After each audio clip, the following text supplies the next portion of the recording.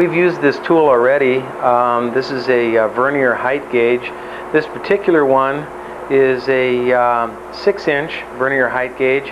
It's just the right size for doing this particular procedure. This is a Mito Toyo, and very easy to hold, nice size to work with. If you don't know how to read a vernier gauge, you might want to get a copy of my book. There is a section in there that talks about how to read a vernier gauge. We're just setting that up to strike the top of that tube, the top of the seat tube, and I'm going to read this at 99.2. So this point on top of the seat tube is 99.2 above the table. That's millimeters. I want the theoretical center line through the center of the bike here, which would also be the theoretical center line through the center of the tube. So what I do is I take my 99.2 and I subtract the radius of the seat tube, which is 14.3. My imaginary center line running through the center of this bike would be 84.9 above the table. Now, the rear end here is 135 apart. So half of that is 67.5.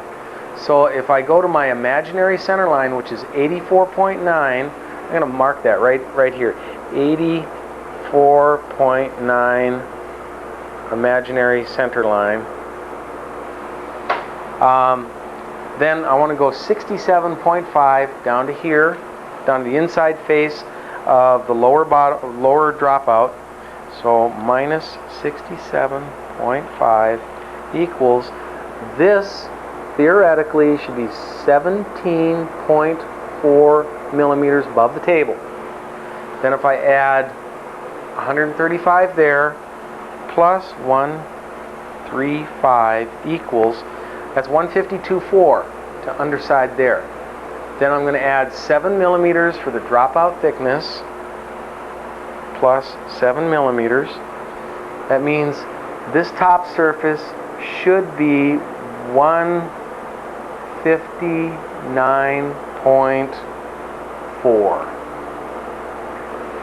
Okay, now we're going to check these. I'm going to set this vernier height gauge at 17.4, which is this bottom face, and we're sitting up about 5 or 6 millimeters above that. So what we need to do is we need to use a bending instrument. This particular tool was made by Park Tool several years ago. I don't know if they're available anymore, but you could go out and buy a wheelbarrow handle and make your own. A couple more millimeters. This is where you find out whether your joints are good or not.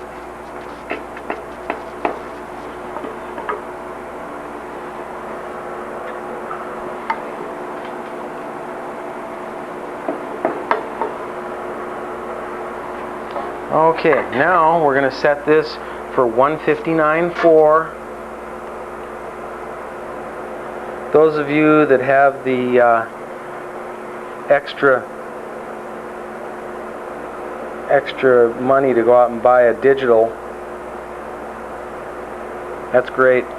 If you can afford digital, go ahead. Okay, this has to go down a little bit.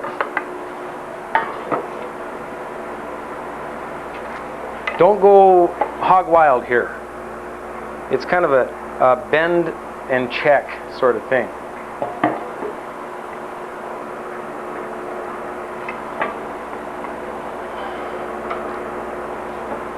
We're very close. We're within a half a millimeter here. That's it. Just right. Now let's double check the bottom one. 17.4.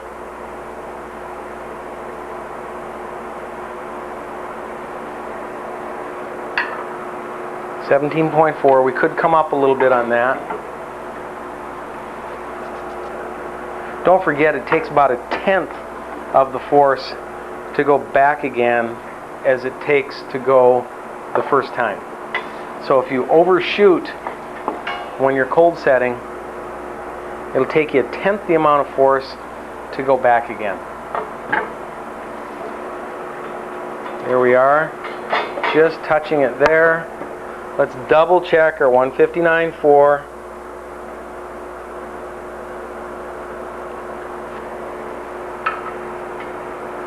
And we need to come down just a tiny bit. One side will affect the other side.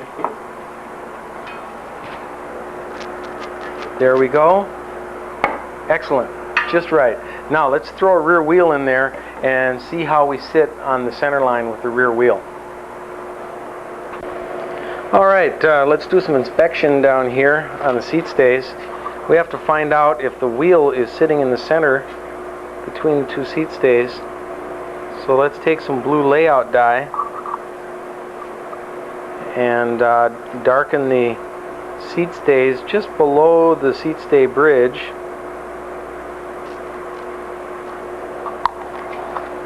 Give that a few seconds to dry.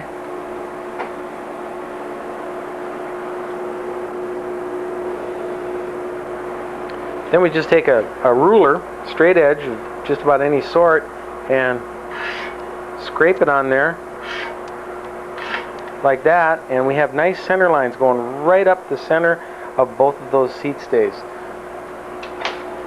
Now let's put in the rear wheel. This rear wheel, by the way, is what I call a frame building wheel. It never gets ridden. I always keep it in perfect true, perfect dish.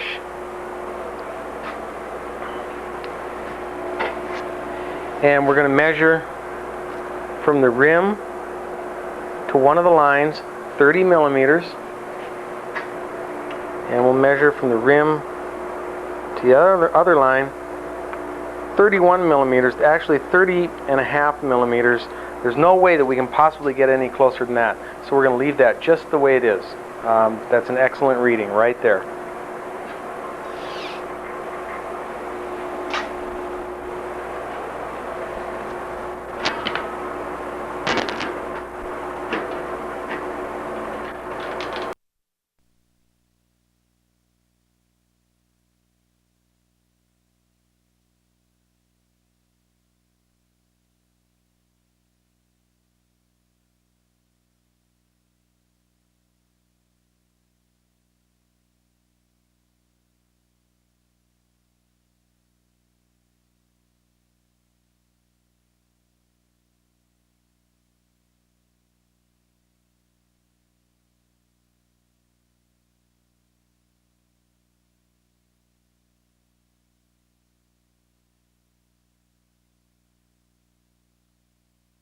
Let's check out the spacing for our chain stays between the tire. And again, we're using a frame building wheel here. And as close as we can get to being perfectly true and perfectly dished, we'll stick it in the jig, or stick it in the dropouts. And this time, remember how we did the fancy thing with describing a set of lines on the seat stays? Well, you can't really do that on the chain stays, and the reason for that is because the chain stays are always so irregularly shaped that those lines wouldn't do you much good on the chain stays because of the oval cross sections, because of the crimping and anything else. Sometimes some of them have bends, and you might not have the bend the same from one side to the other. It might be minor differences. So we're going to do it by eyeballing. And that's the best way to do this one. We're looking inside here, we're looking at our gap there, and comparing it to the gap here. It's just going to be an eyeball check. And I can see it, this side is a bigger gap, this side is a smaller gap. So here it is, folks. You asked for it, and you're going to get it. We got to pull a dropout. We have no choice. So let's get set up for dropout pulling. We're all ready to pull a dropout. Maybe it's more accurate to call it pushing a dropout, but let's take a look. We've got the dummy wheel in here, this T-shaped piece. As I probably mentioned earlier, this indicates the diameter of the wheel, in case we need to know that, and the dummy hub here indicates the width of the wheel. So it's just a T-shaped device, and it fits in where the wheel would fit. Remember, our wheel is too close to the left chainstay, so we're going to have to pull out the right dropout just a little bit, or actually push it out, because what I'm going to do is I'm going to heat here, and I'm going to give a little bit of a squeeze here, and when I give it that squeeze, it's literally going to push that dropout out. Now I want to move about probably 2 millimeters at the very most up here. And what you do down here at the dropout is amplified by 3 times by the time it gets out to where the tire is. So if I want to move close to 2 millimeters up here, that means I have to pull that dropout out probably 1/2 millimeter, 1/2 to 3/4 of a millimeter. Or maybe to be more technical, I should say 0.5 to 0.7 millimeters. So what I'm doing here, I like to keep the dropout joint low, keep the bottom bracket high when I'm doing this. That way my silver, if I heat up enough that my silver gets all molten in there, it doesn't roll down my chainstay. So I'm keeping the joint low, just slightly low. This chainstay is sitting about 5 degrees less than horizontal. I'm going to watch this very carefully. I haven't grabbed onto the dummy wheel yet. I just want to do my preheat here. Get things just up to brazing temperature. And obviously we have to get the whole joint hot to the temperature of the silver before we can do anything. Now this is one of the nice things about working with silver, because we can do this and stay well below the critical temperature of the steel. If we're working with brass, it could have a really bad effect on the steel. Okay, we're starting to go glossy here. Make sure this whole joint is heated up, and I'm going to gently squeeze the outer end of the dummy wheel against the chainstay. I'm going to watch for a gap to form where the chainstay bottoms out against the dropout. Just a tiny gap. And you have to kind of test things here to see what it's going to take to make that thing move. You'll notice also that nothing here is getting red.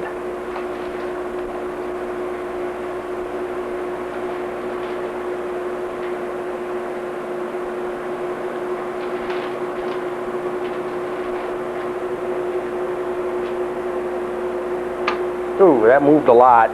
So we're going to squeeze it back in. And I'm going to be going almost exclusively by how big of a gap. I have almost a millimeter gap where I had no gap before. And I'm going to bring it back in just a tiny bit now.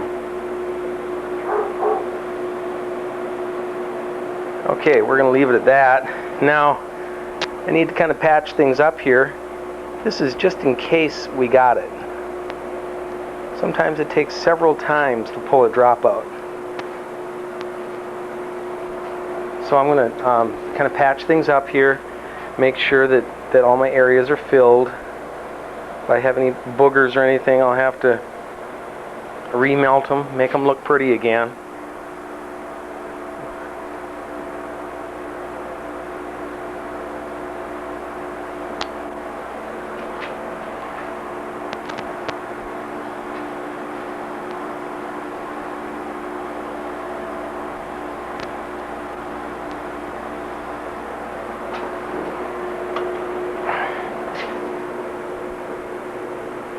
Okay, it looks good. Now, it's very important, the rear triangle has to cool completely before we check to see if the wheel sets center. The problem is, if you check it hot, the right chainstay is actually going to be longer than the left, or the right chainstay will actually be longer than it would be at its cool state. So we'll give it a few minutes before we check to see if we've gotten that dropout pulled to the right point. Here we are. This is our second attempt at pulling this right dropout. The first one, we didn't pull it quite far enough. Actually, we barely pulled it at all. This is pretty exacting work. It's also kind of frustrating sometimes. On the fork, if you want to move the wheel over just a tiny amount, you have the option of doing just a tiny bit of filing inside the dropout. But you have to be very judicious in your use of filing in that area. You could really screw up that fork by filing too much. In the rear triangle, you really don't have that option. It's either pull a dropout or nothing. You really have to do it by pulling a dropout. Some of you are probably saying, well, this is ridiculous. This is time consuming. This is an expense to the builder. How can this be avoided? Well, when you're building bikes one at a time, you're doing custom work, each bike is different. Well, you have to set up the jig different each time for each bike. This is one of the things you're going to run into, and that is that your rear triangle fixture might be a little bit off after each bike that you set up for. Something you just have to live with, and you're going to have to work through it when it comes up. Okay, I'm watching that gap. Things are almost to temperature. Get a little more flux here to keep my joint clean.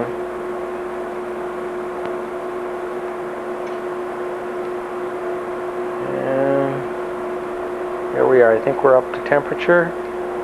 It should move for us at just about any time.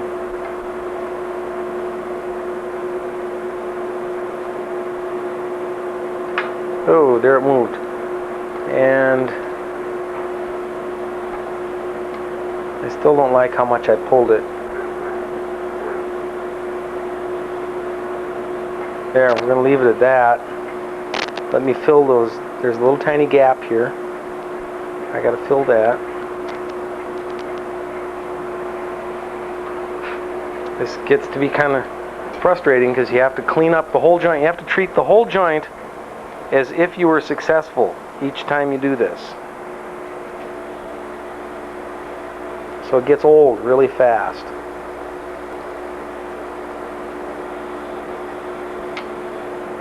Okay, we'll let this cool this time and we'll see if we had any success. Okay, I think we got it this time. Let's check and make sure. Put our frame building wheel in there. Tighten up that quick release.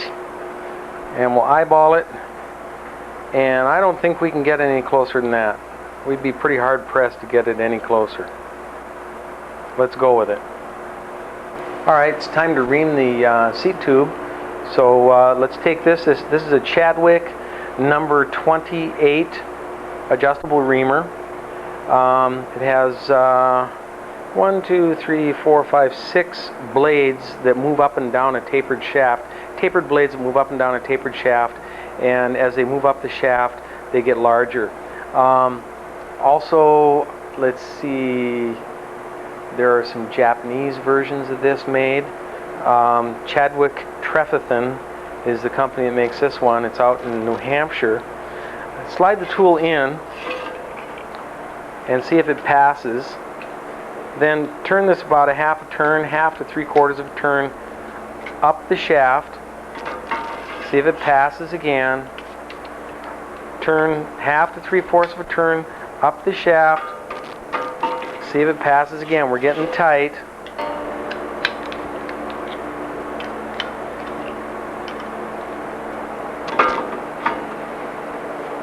There we go. We're right to size. And we're going to take our cutting oil and put it on those teeth. Remember, all reamers and facers are meant to be turned one direction only. And we're going to move the frame to right there to a stopping point so my frame doesn't suddenly jerk out from under me and get a dent in it. Okay, this is a very necessary step to do. You should not skip this step.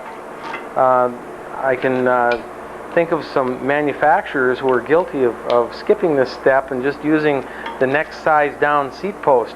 I'm not going to mention any names, but that results in a lot of scarred seat posts. The seat post won't hold tight. It is just really a hassle. So make sure you do this, this reaming procedure. Now each time I pass through here, I move the blades up the shaft about a half a turn of the nuts. Now you'll notice that when I get through the lugged area, I get into there, it's not cutting at all. The only area that I'm cutting is in the area of the lug. There's a common misconception with reaming, and that is people think that they can take a seat tube that was manufactured to accept a certain size seat post and ream that seat tube to accept a larger seat post. This is a misconception. This should never be done. This tool cannot handle that kind of work. It's an overload for this tool to handle. All you're doing is you're reaming the lugged area here to match what's immediately below the lugged area because of the heat distortion. You are not expanding this beyond the original factory specs.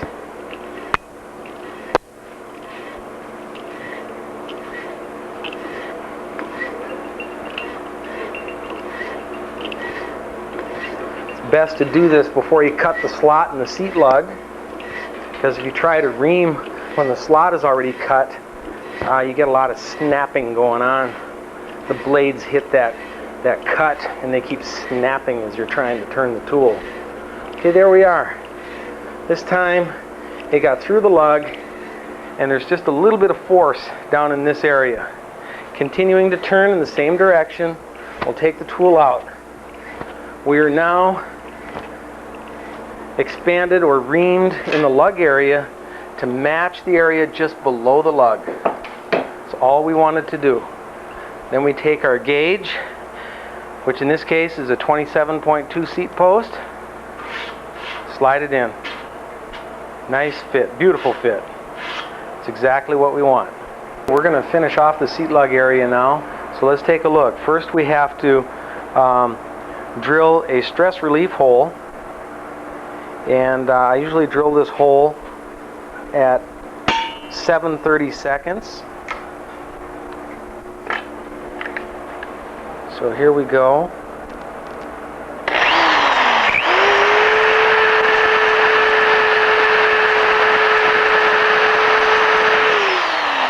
Stop and take a look. Make sure you're going in the center.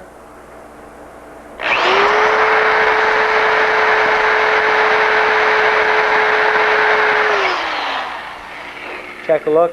Make sure you're going in the center again. If you're not going in the center, you can give this drill probably a little sideways pressure, and you can literally move the hole over at this point. It has to be done kind of carefully though.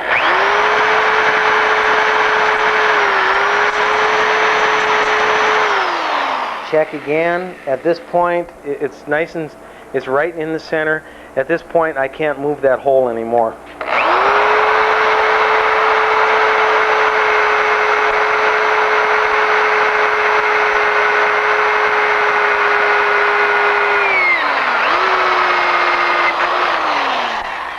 There we go. That's our stress relief hole. That's the tool, or that's the hole that will keep our lug or tube from cracking around a circle there. Now we're going to take this die grinder and I'm going to cut this slot right here. This particular die grinder, the brand name on this is Whizzer. It cuts a 16th wide kerf, and it's rated for 20,000, so it'll work in a die grinder. You don't want to use something that's not rated for the speed and take it up full speed. Hold it very carefully. Kind of brace in here so that you're not going to jiggle too much.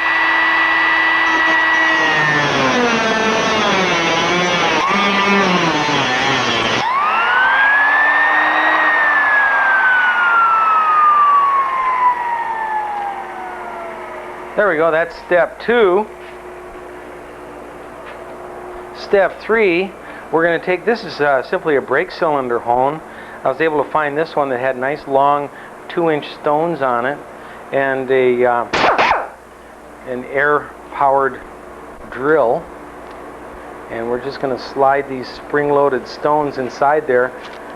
Just the same type of procedure as honing a cylinder, either a brake cylinder or a small engine. And we're going to go inside there and clean out the burrs.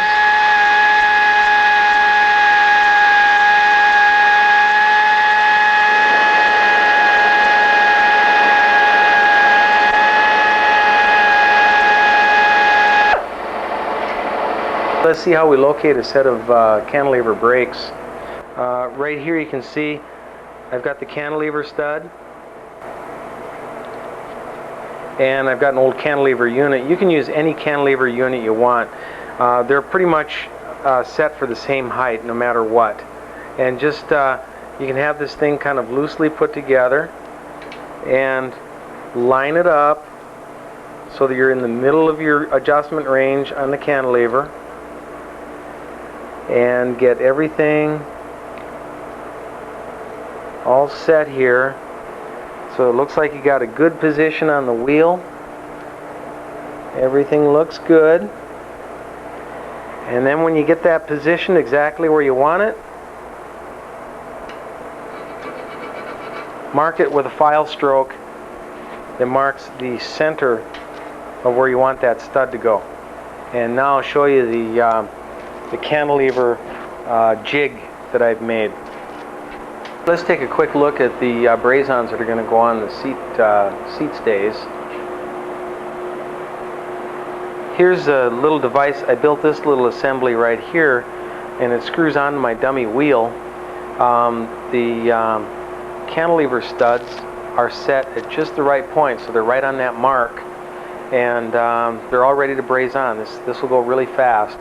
Right here, this loop, this right here, the brake loop, or the brake hanger loop, that piece just sets there by gravity. You don't have to do a thing to hold it in place. And then the spool type mounts, you can see to hold the spool type mounts in place, all I use is this little 1/8" diameter piece of welding rod. You just slide it through the two and they set right in place. So let's go ahead and start brazing these on. Starts going pretty fast once you get things going here.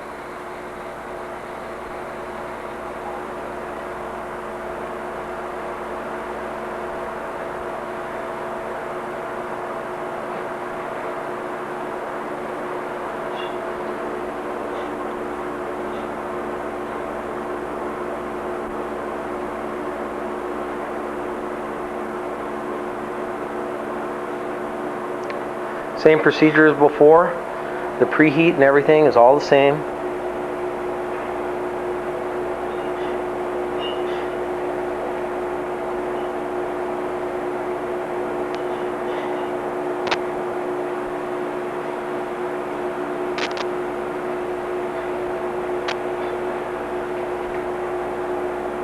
You have to be careful you don't move these little things around. Surface tension is quite helpful when you're doing this.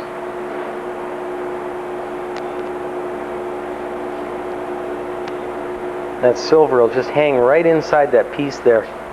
Won't move or anything.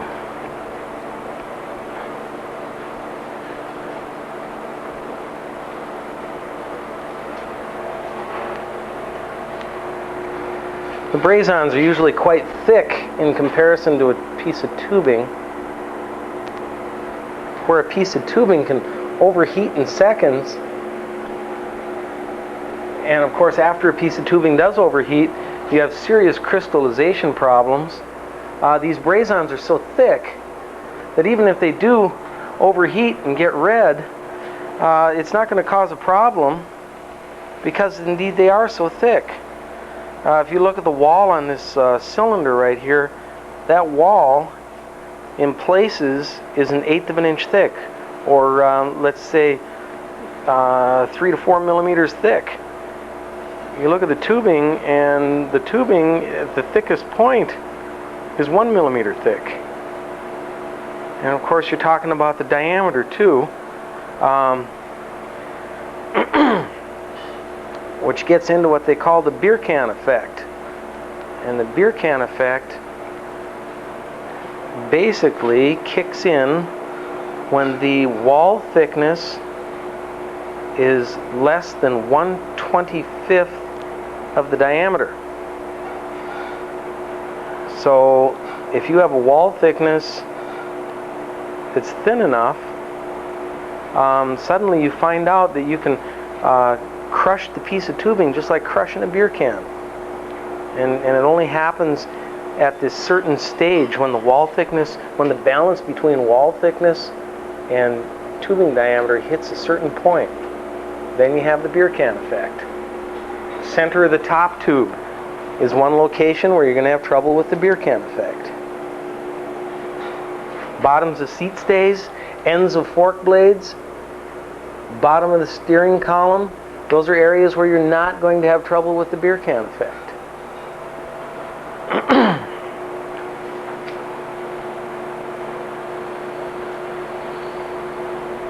On these studs, I always silver braze them on. I've silver brazed these on for close to 20 years now. You want to definitely pull a lot of silver in underneath there, so you have a good little tiny fillet of silver riding all the way around that joint. The silver is pretty strong stuff, but no sense in cutting yourself short.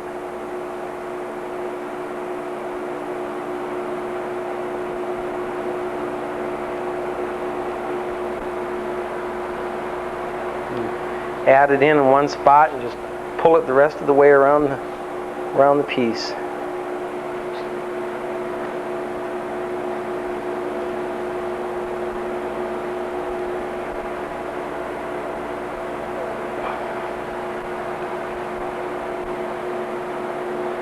Here I'm putting a majority of the heat on the braze-on. That braze-on, the wall thickness on that braze-on is about 1.5 millimeters, and of course the diameter is only 10 or 12 millimeters.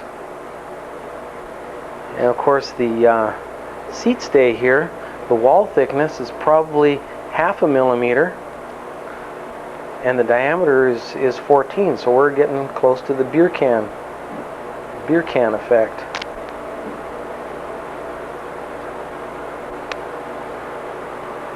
Keep most of your heat on that braze-on.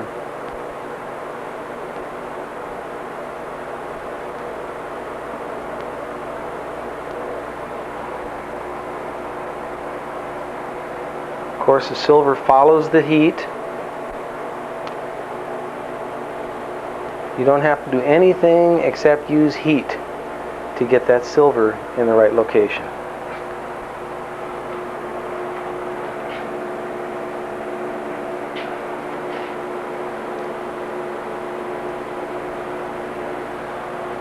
There we are. They're all brazed on. Let's look at some lever bosses being brazed on. First of all, the jig. Incidentally, the word fixture and the word jig, those words are interchangeable. You can use either one. Here we have the jig. It has a little cross piece. It bolts down, holds it in place. This is a yoke-shaped piece. This piece is made for 1 1/8" tubing, but there's nothing saying that you can't do it for 1 1/4" or 1 3/8", whatever you want to do. Then I have two little Allen screws that have points on them, and they just screw in and hold the lever bosses in place. When you braze this one on, incidentally, people sometimes ask, how far down? Usually I figure from the center point of where these two tubes are meeting, usually I figure around 10 to 12 centimeters down. Okay, we're going to put 90%, 95% of our heat on the braze-on. Little or no heat on the tube. Incidentally, these two set screws that I put in here, I'm very careful not to turn them too tightly. It is possible, even though this metal doesn't get red when we're silver soldering it, this metal can get a little bit plastic in nature when it gets up, up to silver soldering temperatures. So you don't want to clamp tightly on those screws, or you could deform this metal of the tubing. Okay, I'm putting 95% of the heat, maybe even more, probably 100%. I mean, I'm not pointing that flame at that tube at all. There we go. Put a dab right there. It's kind of tricky how much you're going to put there.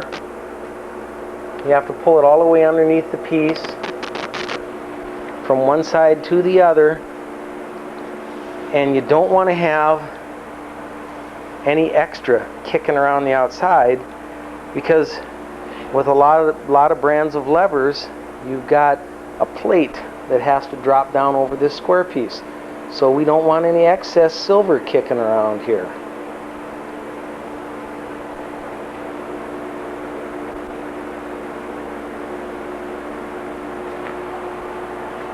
Incidentally, these are Campagnolo brazons, or they might possibly be some knockoff. These days, there's not much sense in putting on, if you're putting on lever brazons, there's not much sense in putting on anything other than Campagnolo, because everybody else has copied the Campagnolo mount. So no matter what brand of levers you're putting on here, if they're currently made, they're gonna clip into the Campagnolo mount. So definitely use Campagnolo lever boss brazons.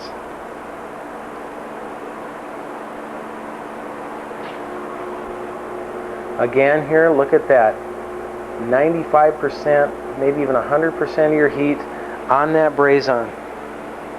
I'm keeping my flame at a very shallow angle, holding the flame so it's almost tangent to the tube. I do not point directly into the tube like that. I keep it flat.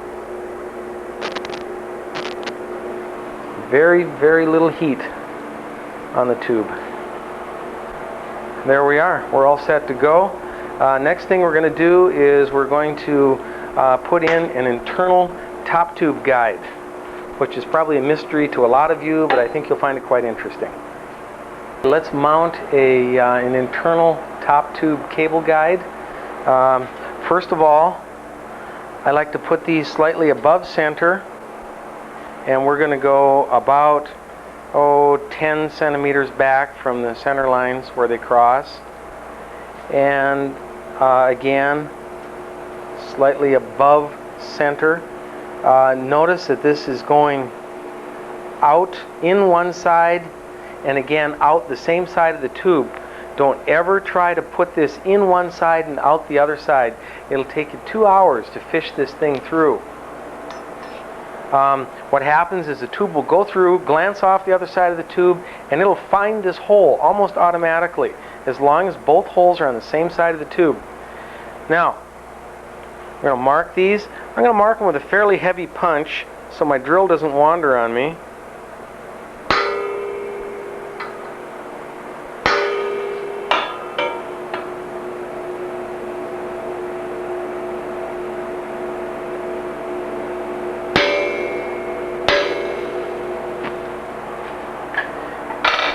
Now you're probably going to find the drill bit kind of interesting. We're going to be using a 1 foot long 1/4 inch drill, and the reason we're going to do this is because I'm going to lay this drill down flat, and if I use a regular length drill, my chuck is going to hit the head. But if I use this 1 foot drill, I can lay that drill almost down flat against the head lug.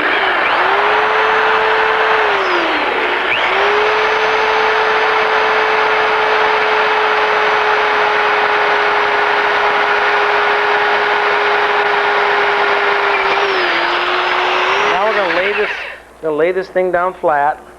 Kind of an probably not your average drilling procedure, an unorthodox drilling procedure.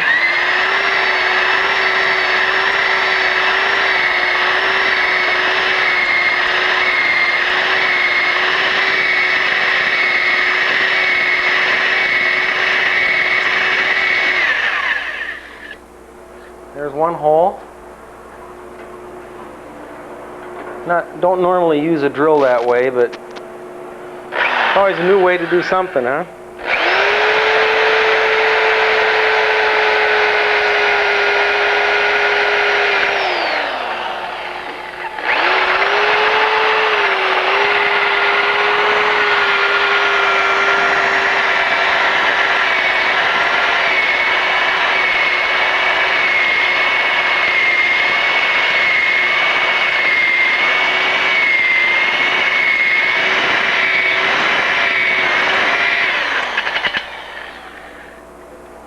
There we go.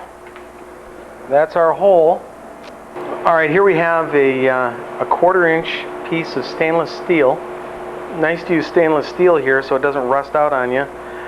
This is I believe it's a 306 stainless steel. What I'm going to do first is I'm going to put a bit of a bend, not much, just a bit of a bend right up there near the end. That bend is what's going to help find the hole at the other end. Then I'm going to stick that in there with the bend pointing up. And I'm going to stick the screwdriver in this end. Just take a small Phillips and put it in the end. That'll give me something to push against. And we'll push that baby in there. And as you come toward the other end, be careful, don't overshoot it, because then you'll have to pull it back. Okay, it's popping right out the other end. And I'm going to help it come out the other end with an awl.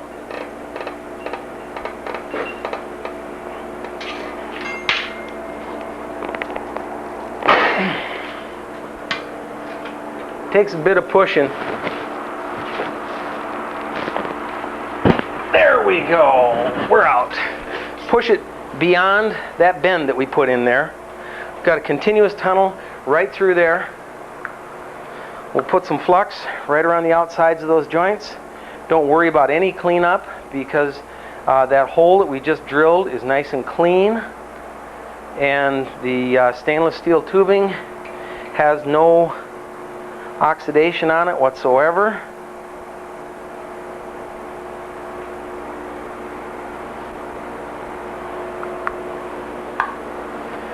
And get some silver and our torch.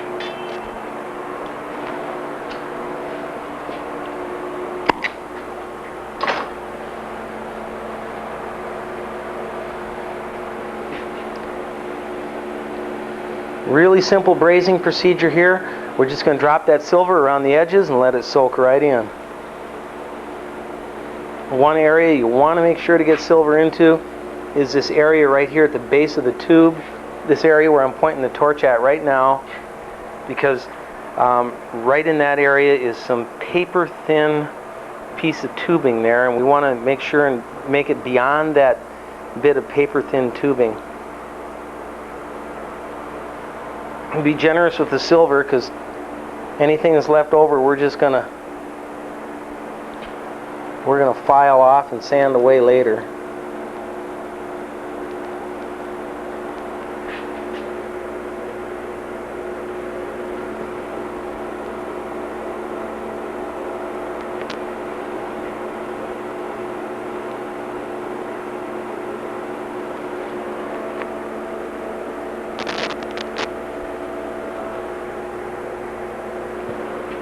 And just to make sure, I'm going to drop some more silver down here at this paper thin end.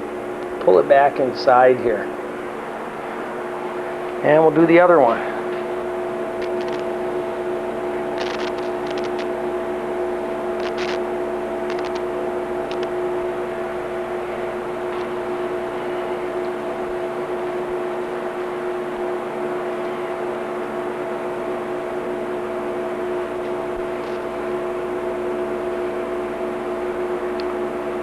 There are some other ways to do this. I've seen some fittings that are made that have little step downs and counter bores made right in the fitting, or right in the piece of material that's inserted. I think this is the easiest way, just using this 1/4 inch by, I think it's 020 wall thickness. It just goes right inside, and you just use a complete cable with the housing. This the scrap piece of tubing here is going to get a little bit red during brazing. Stainless does get red faster than your chrome moly steels will. You'll notice that if you work with stainless quite a bit. It does get red pretty fast. Okay, that's all done. When it cools, we're going to cut it off. We're going to file it and sand it smooth, and we'll take a look at what we've got when we're done. Let's cut these tubes off. We'll do this with a die grinder.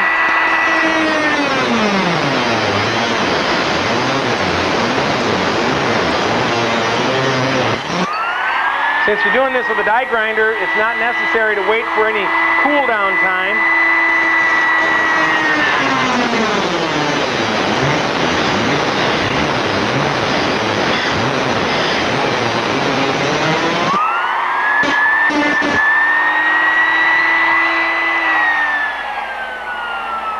There we go. You can already start to see the oval holes forming. The joint is cool enough to start working on. Make sure you don't file tubing away. We're only filing the brake tube out of here. Do not file any of this stuff away.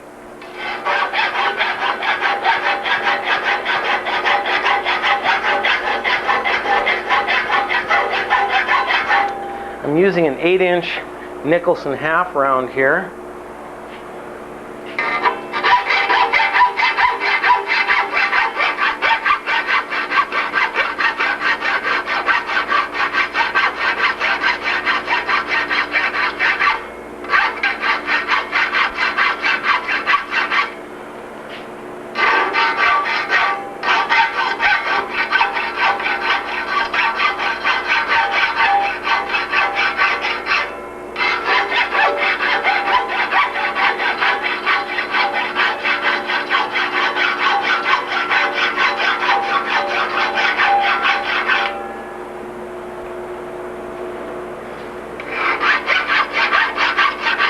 We've filed this smooth here, and I've been very careful not to remove very much tubing material at all.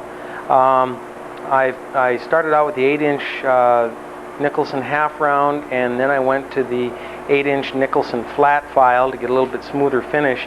Now I've taken some of my emery cloth strip, either a 60 or an 80 grit would be good for this maneuver.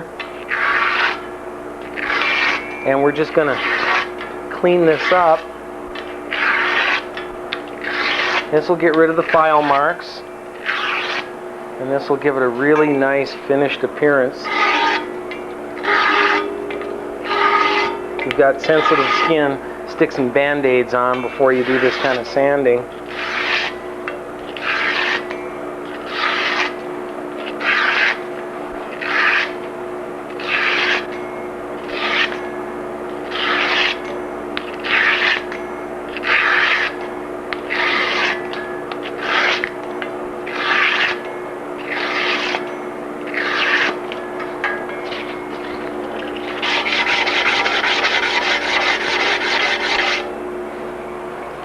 Okay, at this point, we'll take that little burr and we'll pull that out of there. There it is. Let's break that off. It's pretty sharp, so be careful with it. And then run a little round jeweler's file down inside there, and make sure that all that burr gets broken out of there. Need to mention one very important safety procedure here. Don't ever, if anybody else is working with you, don't blow the stuff out of here into someone's face. If they're looking, I've seen this happen before. In fact, it happened to me. I was kind of looking closely to see how it looked, and someone down there thought it'd be cute to blow the grit and sandpaper crud and everything else out of there. It hit me right in the face, and that could go in your eyes. So don't blow inside there to clear it out unless you're working alone or if there's no one near the bike. And there we are. That's a really nice clean hole. Since we've got a standard road bike here, placing water bottles is fairly easy. I'd like to show you a water bottle drilling jig that I made several years ago. I spent quite a bit of time on this one, and this one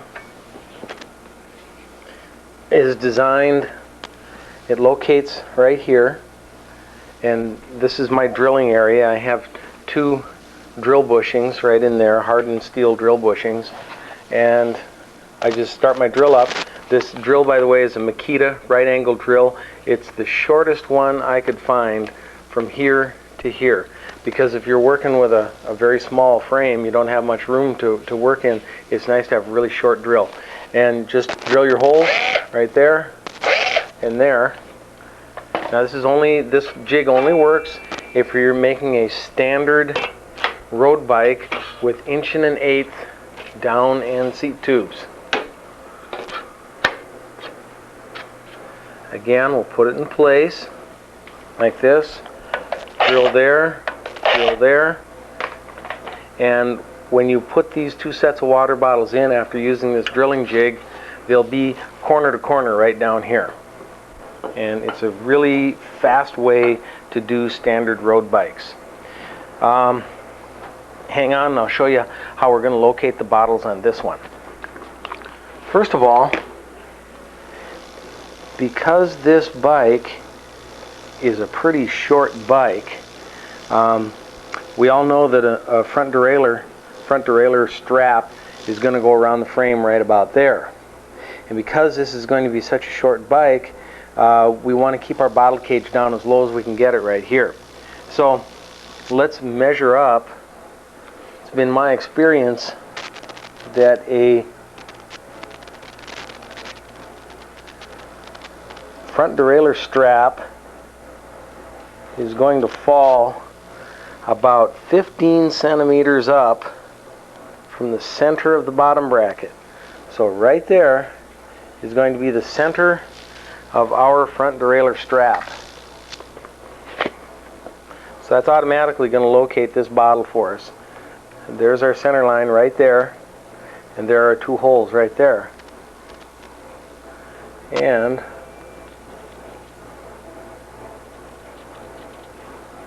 that's where we're going to drill our 2 holes.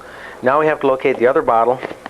Again, being a small frame, I want to keep these bottles down fairly low so the rider doesn't have to worry about bumping into the top tube when he's trying to get his bottles out. So there we are. We've got about a 1/2 inch between the bottles. 1/2 inch between the bottles is probably safe. You know, due to different brands, it might ride down a little lower or a little higher or something. These happen to be Blackburn bottle cages I'm working with. So I'm going to put these so that when they're mounted, they'll be about 1/2 inch apart or so. Take the cage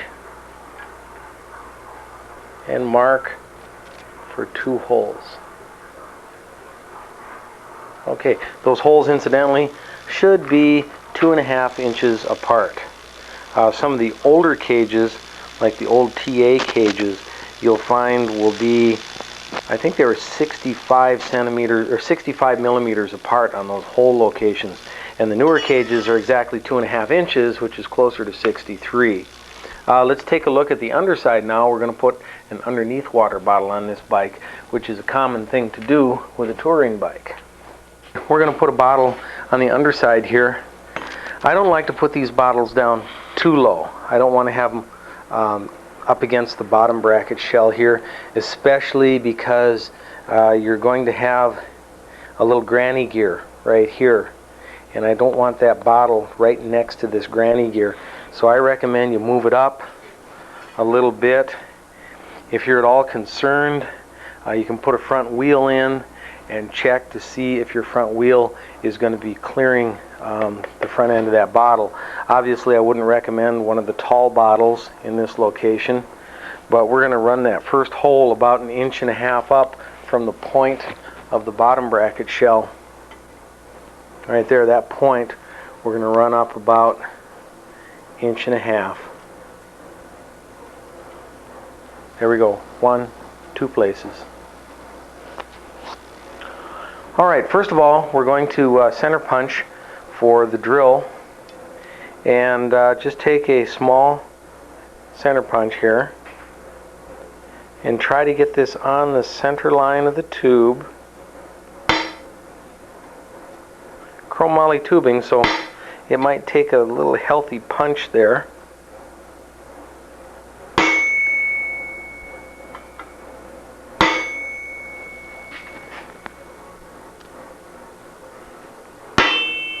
Okay, we're getting into tight quarters here. That drill's going to have to go down in there at an angle. Now we'll tip this up and we'll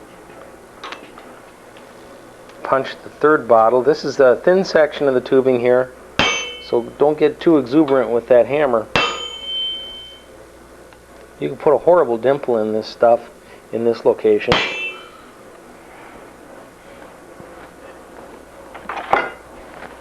Okay, first we're going to drill a small hole. So if you're looking in the right spot there, we'll drill a pilot hole first. This is about an 1/8 inch. For the most part, water bottle brazons are made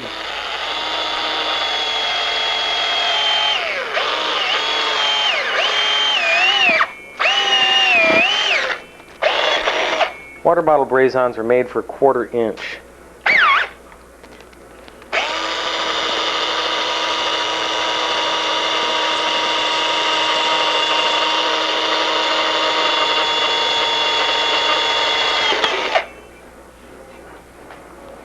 Again, it's very important to get those on the center line. Okay, and we'll get this one.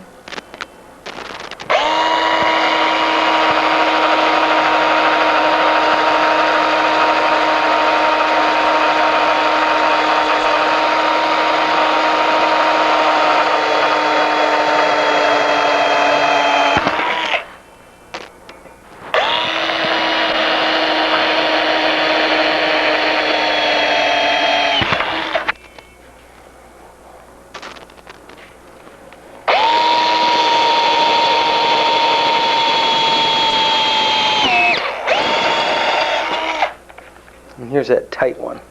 But here's where that really short drill comes in handy, because I'm pushing almost straight down, because the head of that drill is so short.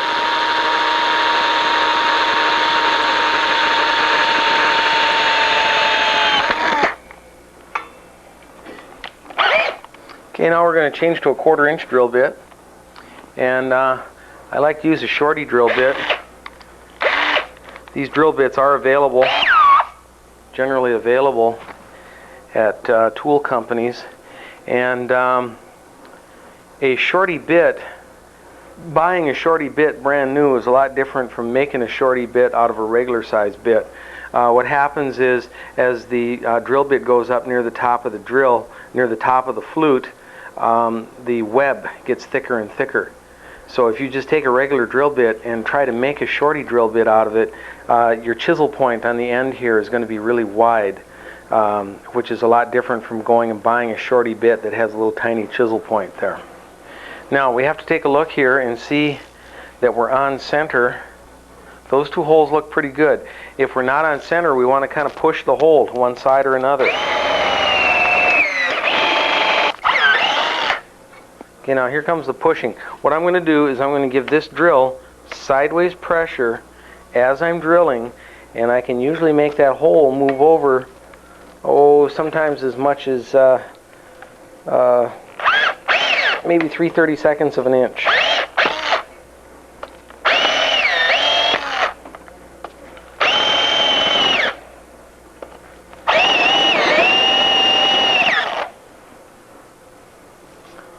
Looks good. Okay, then we'll do the last bottle here. Get you a good shot there. Now those two holes are looking like they're on center pretty well. I might push the top hole a little bit toward myself.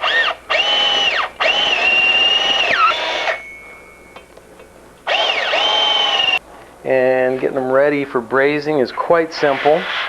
Because we're on a round tube, cleanup is extremely simple. That's all you do for cleanup. We're going to be putting some stiffeners on these brazons. Not only are stiffeners decorative, these little diamond-shaped pieces, but they also give an extra amount of surface area for the silver to occupy, which will make it a stronger joint.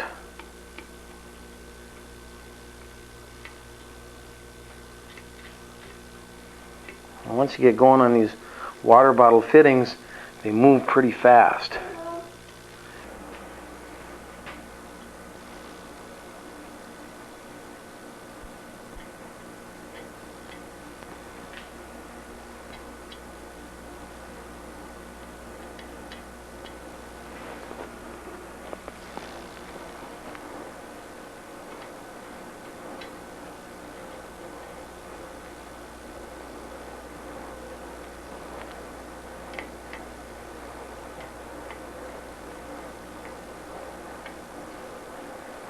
I'd like to show you quickly 3 options in Brazons, stiffeners that is. These are fairly readily available. We have a rather large scalloped diamond, and we have a smaller scalloped diamond, and then we have just a regular diamond shape. And of course you can put the Brazons on without a stiffener at all, just a plain looking Brazon. We've got our carburizing flame. Usually I do these Brazons flat, but I'm going to do them more upright so the camera can see what's going on here. Same heat up procedure as ever. First we look for our crust forming. We start out with that wet paste, and then it turns into a crust, and then it turns into a clear liquid, and when the bubbles disappear in that clear liquid, that's when we add our silver. Now, one thing that happens when you're using stiffeners is those stiffeners have a tendency to float on the flux, just like a little ship on the water. And so if you're using stiffeners, that's a problem you're going to have to contend with. That little stiffener just sits there and floats around and moves all over the place. So you have to push it down flat, push it down tight, and make sure those points on that stiffener are in line.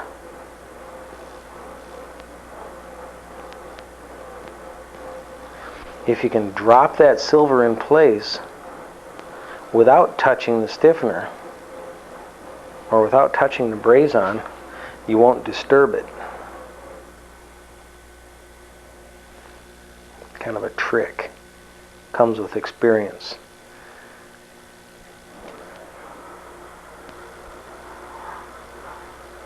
And make sure you've got your silver all the way out to the points of the stiffener.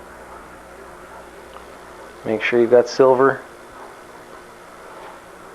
underneath the whole round part of the Brazon. You should be able to notice as I'm brazing here that I'm not pointing directly at the tube. I'm laying that flame up against the tube. I'm not pointing it toward the tube. Basically, I'm keeping the flame tangential to the piece of tubing. If you point directly into the tubing, I can guarantee you're going to have overheating problems in an instant.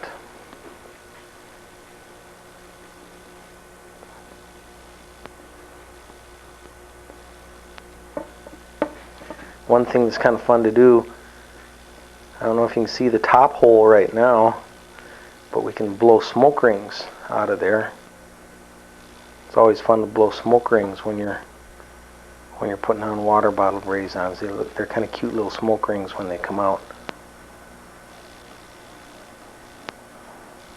Things get kind of quiet around the frame shop, and you got to keep your mind occupied. Okay, here we go. We're all ready.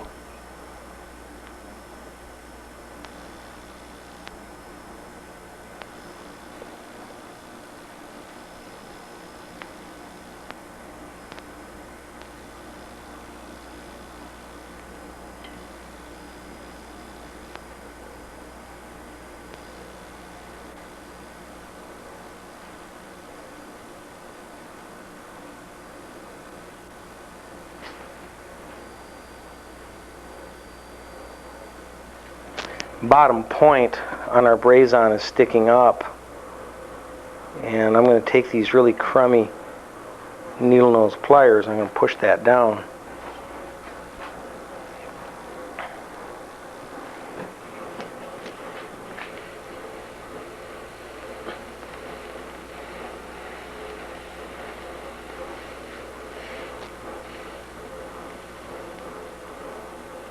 Remember, don't ever use a good pair of pliers if you're in that position where you have to push down an edge of a braze-on or something. Never use a good pair of pliers, because this flame is capable of taking the temper out of those tips on your pliers. Usually, if you're using good pliers, the tips of those pliers are a high-quality metal, and this flame will destroy that. Okay, here we go.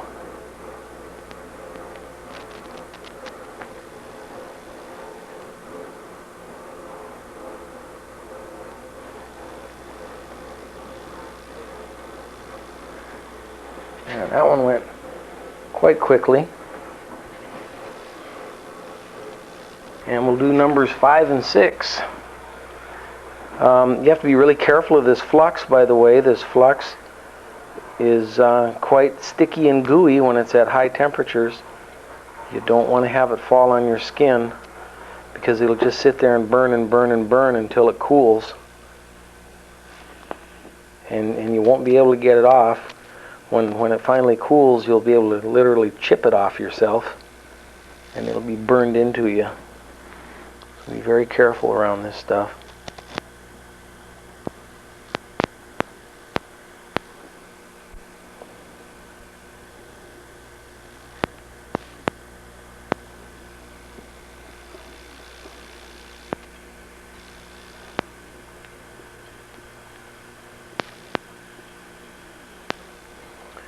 You can usually figure that you can put an entire water bottle braze-on in place, adding your silver from one location.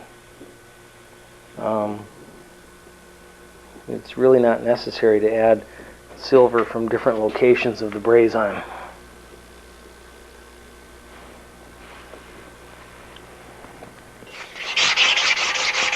Okay, next we're going to put on a braze-on for a pump peg. This is a little bit different procedure. I don't use any jigging at all for this. First of all, we're going to put a pump in here.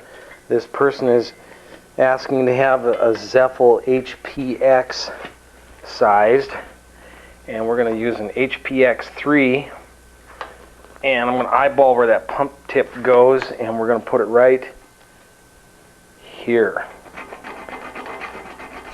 This is the biggest pump that this particular frame is going to be able to take, is an HPX3.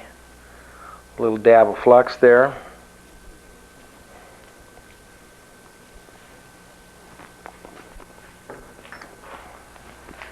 And we'll get our torch and our silver, our striker. Remember, we never light a torch flame with a match. That's against safety rules, because after you're done with that match, where are you going to put it? Here's our pump peg right here with flux on it. This type of procedure takes a little bit of skill.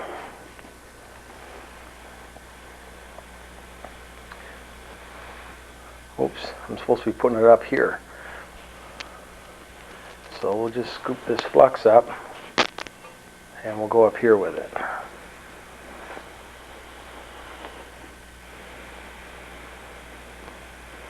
Don't need very much flux. It's covering less than a 1/4 inch diameter. A little spot where we're going to put that pump. I've got a little file nick there, and let me find that file nick. There it is, and right there at the file nick, I'm going to drop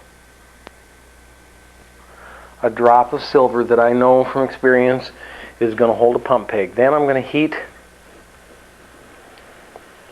the pump peg itself.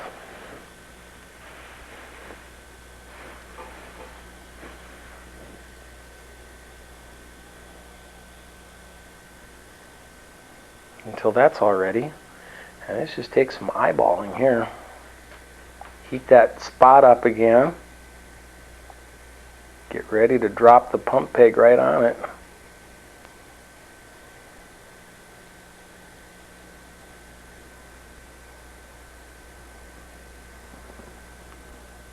I'm a little off center, so I'm going to heat up and move it over.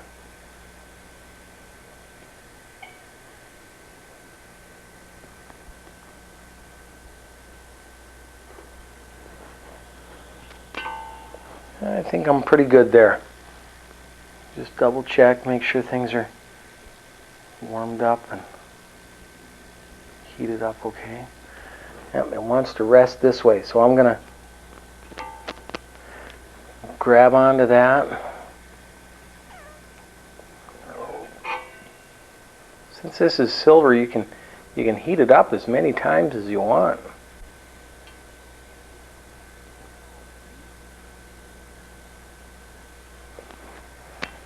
There, that's much better.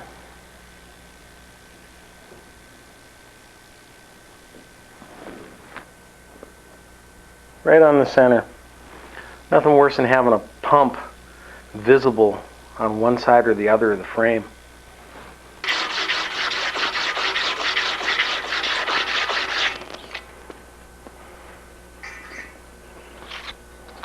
Okay, we're going to put on the chainstay cable stop. Get some flux on the stop itself. We'll put some flux on the chainstay about 3 inches back from where the axle would be. That just comes from a little bit of experience. There's quite a range that could be. That could be all the way up here, and it could be even as back as far as that and still work okay. The further back you get, the tighter your loop is going to be. So I would say 3 inches here is nice. This is going to be the same procedure as putting on the pump peg.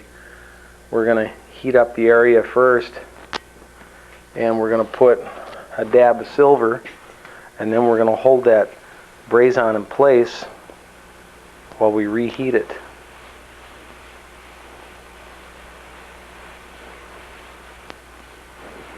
Try not to lose all your silver. By the way, I'm not putting this braze-on right on the center line of the underside of this chainstay. I'm going to put it slightly outward. We want to have that cable rotated toward the camera rather than on center here. Of course, the reason for that is your cable eventually has to swing out around the outer side of the dropout. So by angling it outward a little bit here, we'll be able to go in that direction a little bit more.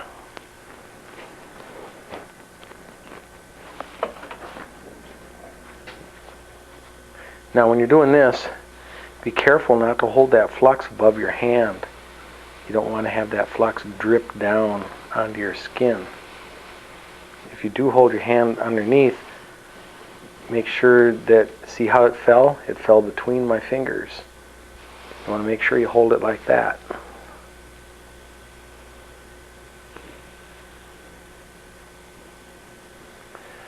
Move it around a little bit. Make sure you get flux all over the whole surface, and very carefully hold it in position.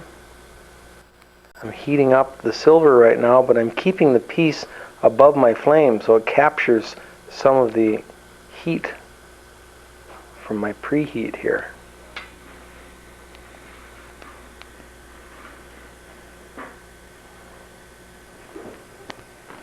Okay, that's a good location for it. However, we don't have enough silver in the joint yet, so I'm going to very carefully heat it up just enough to heat this side.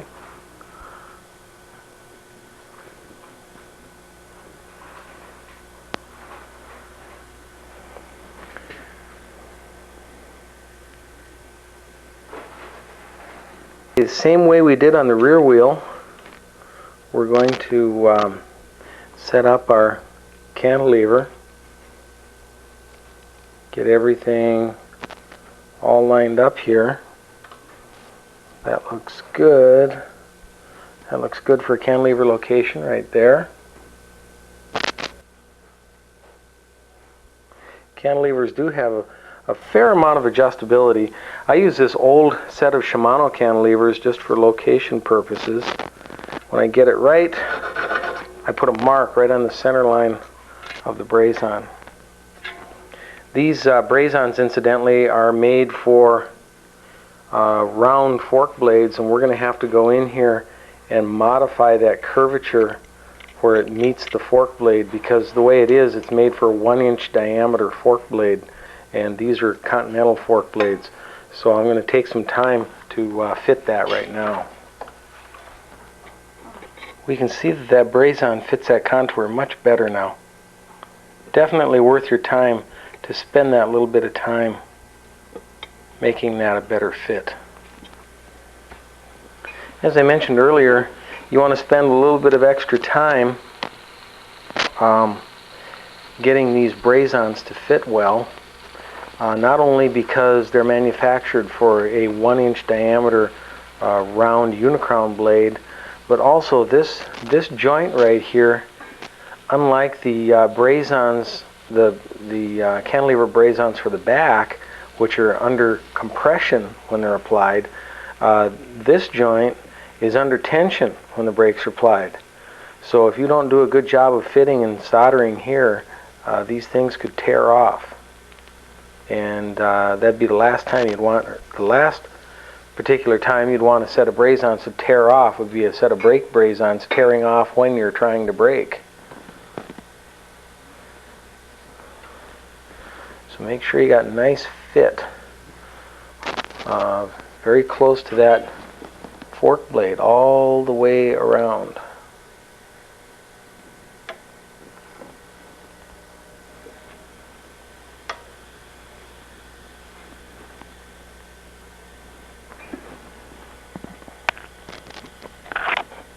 I'm going to do the other Brazon on its side. This is a fairly rigid assembly here, and I think it'll benefit you if you can see this on its side while I'm brazing. I could even braze this upside down if I wanted to, because the silver does follow the heat. I could just pull it uphill so it wouldn't matter. This is really a nice little system that I made up. I don't know if I mentioned it earlier, but Henry James Bicycles sells a brazing fixture for brazing on cantilever mounts. You might want to give him a call.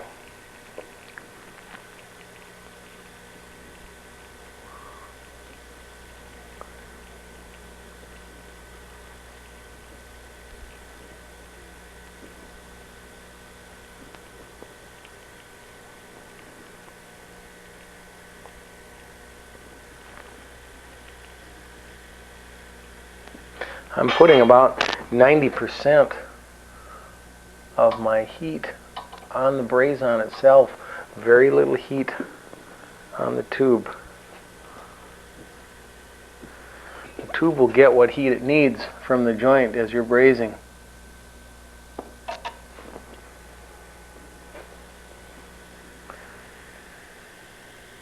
Excuse me for a second while I inspect there. There we go. And that's all set. Let's just take a brief look at this fixture.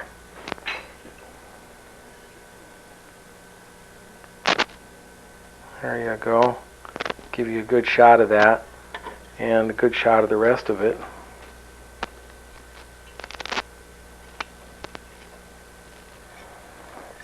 Okay, let's put some fender eyelets on the back of the fork. I'm adding a couple of extra eyelets here to the back side of the fork blades, and the reason for putting these on here would be for fender mounts for your fender struts.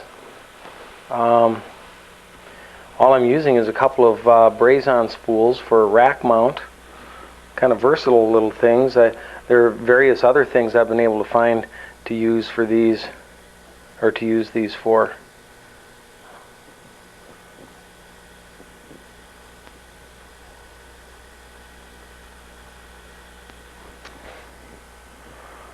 These make a nice eyelet in this location because they utilize so much surface area for the silver to occupy in and around that piece of that Brazon piece.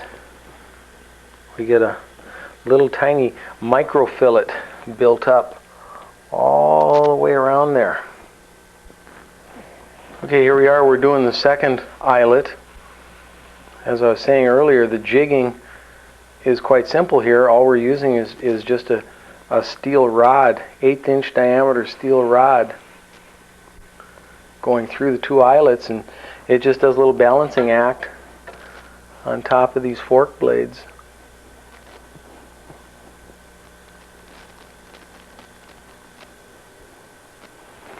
As I'm doing everywhere else, the braze-on is taking most of the heat. Very little heat on the tube. Most of my heat's going on the braze-on. Build up a nice little micro fillet around this braze-on, between the braze-on and the tube, and it'll take quite a bit of force to tear that thing off. Quite a bit. There we go. Right now we're going to be putting on a spoke carrier, and the spoke carrier, it's a little bit difficult to locate. A couple important things about locating a spoke carrier. One, at the back portion of the spoke carrier, you want to have this thing angled outward so that it has chain clearance back here. If the back portion of the spoke carrier is angled inward, you're going to have a lot of trouble running into your chain, and you'll be causing all sorts of problems in your high gears. So angle this thing outward.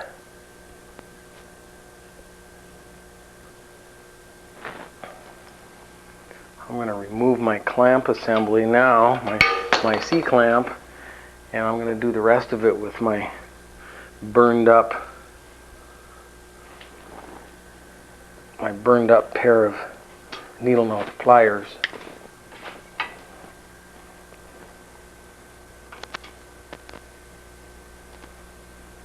Whenever I put in a spoke carrier, I always end up destroying a spoke. The spoke is being used solely to get the location correct, and at the same time it's getting cooked.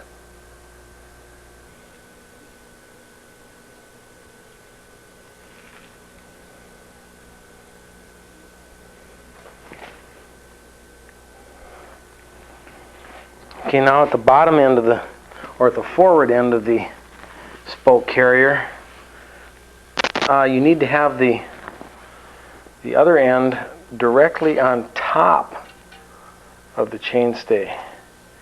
If you have this angling either one way or the other in one direction, you're going to have trouble running into the sprocket, and on the other side you might have trouble running into the tire.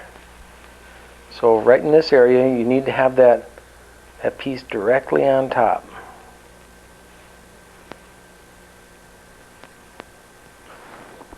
We'll use a technique similar to the way we attach the pump peg. I put a little spot of silver there, and we'll hold this piece with our burned up pair of needle nose pliers.